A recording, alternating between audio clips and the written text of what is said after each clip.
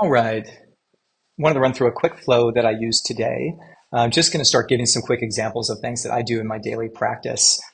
Again, I have a tax practice, and though I actually haven't been dealing with most of my clients for the last few years directly, I do get the questions filtered up to me still from clients that may not have asked a lot of questions in the last few years or kind of think of me as their point person. So just got a question from a client, it's been a client for a long time about vacation rental properties. So uh, I wanted to understand the rules of like they asked if they should have it inside their S corp or if they should own it personally. So basically, side and S corp. Sorry, I still can't type and talk at the same time. So I'm going to first look for like what are the rules for owning a vacation rental inside of an S corp, right? So what I'm looking for is like the income limitations and depreciation limitations, all those different rules. And then I'm going to show you kind of what I did. There were a few different queries that I put together to end up with a pretty good response for this person. So I'm starting with the generic query. I'm going to get basically, what it's telling me is that, the rental income is going to retain its nature, right? I think is really the main point. And then it talks about passive activities and material participation. Actually, that made me think of something when I first ran this, which is this person actually could, because they work in construction and they're going to be renovating this house, they may qualify for material participation. So I'm going to write, what are the rules for qualification for material participation?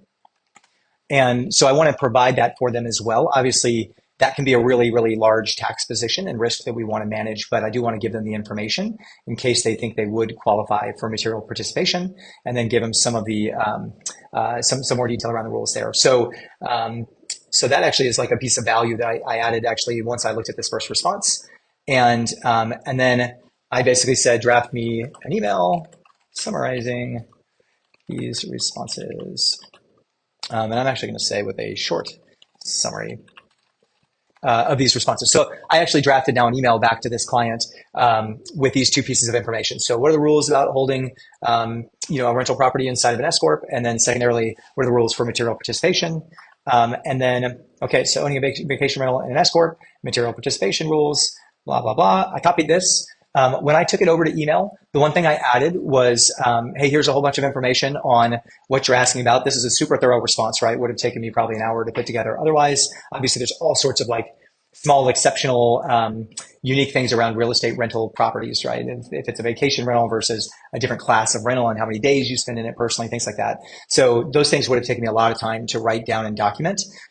Instead, here in just a few minutes, I can basically get a very nice response. And then at the top, I basically said, I think we should talk about material participation. If you think you might qualify, that's a very big deal for you. So that's just a way that I run through my daily flow with a question from a client that could have taken an hour or more. I always joke, like whatever question you're ignoring in your inbox is the one that you can use TruePilot for and really quickly get a fast response. The last thing I'll say is if I wanted to put this in the context of this individual client, I could say, hey, could you, for John Smith, tell me how much he would owe if his vacation rental had this much in income next year. So I can actually like take this right away to client context if I want to. I didn't in this case because we don't yet know the tax treatment for it. So hope that was a good demonstration and you learned something. Another good use case for TruePilot. Thanks.